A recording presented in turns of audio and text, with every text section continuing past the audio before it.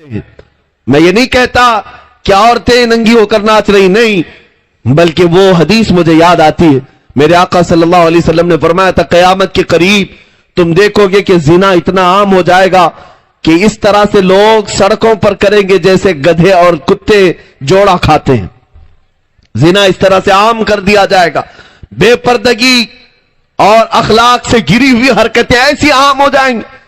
آج تک ہمارے مشرقی روایات میں اس طرح سے حرکتیں تو ابھی دیکھنے کو نہیں ملی، لیکن ہر ایک کے ہاتھ میں جو انٹرنیٹ آیا ہوا ہے، موبائل اسکرین نے وہ ساری چیزیں تمہیں دکھا دی ہیں۔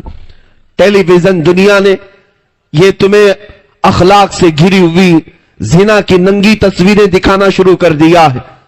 مجھے ڈر لگتا ہے ایک دو نہیں، سینکڑوں نوجوان بچوں نے صرف اور صرف انہی بے حیا تصویروں پر اپنی زندگی برباد کرتی۔ کتنوں کی جوانی ختم ہو گئی پتا ہے آپ کو؟ آج اس ظالم دنیا نے تمہاری آنکھوں کو خریدنے کے لیے سب سے زیادہ اگر آج انٹرنیٹ پر کوئی چیز چلتی ہے تو پورنوگرافی ہے، بے حیائی، ننگی تصویریں، اور اس طرح انداز سے کہ اس کا ایڈکٹ ہو جاتا ہے جوان، جس طرح سے نشہ کا ایڈکٹ ہوتا ہے۔ بہت سارے نوجوان پورنوگرافی کے ایڈکٹ ہو چکے ہیں۔ مجھے وہ بات بھی یاد آتی، میرے آقا نے فرمایا تھا قیامت کے قریب انگلیوں کے پور سے گناہ کیے جائیں گے۔ میرے آقا نے کیا فرمایا تھا؟ انگلیوں کے پور سے گناہ کیے جائیں گے۔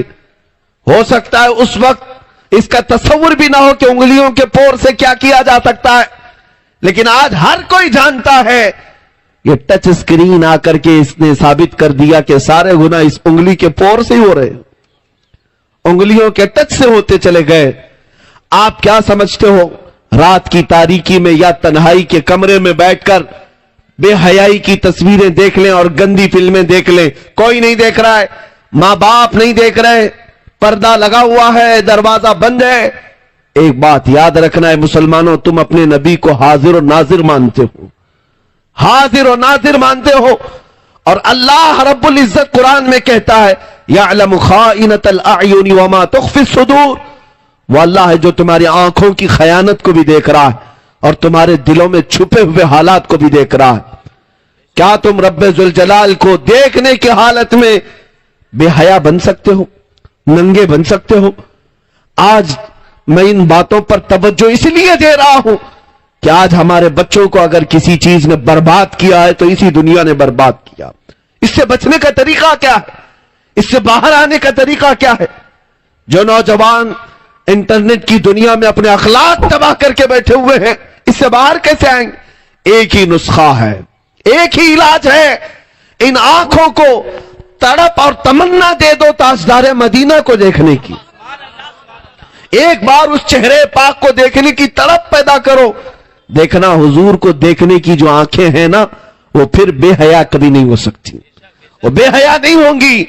میرے عزیزوں، چھپی ہوئی باتیں تو دور کی ہیں، یا مجمع کی بات تو دور کی ہے، وہ تنہائی میں بھی آنکھ اٹھا کر کے کبھی اجنبیہ کی طرف نہیں دیکھے گا، اس لیے کہ وہ آنکھیں بچا کر رکھتا ہے کہ مجھے حسن مصطفیٰ کو دیکھنا ہے، نبی پاک کو دیکھنا ہے۔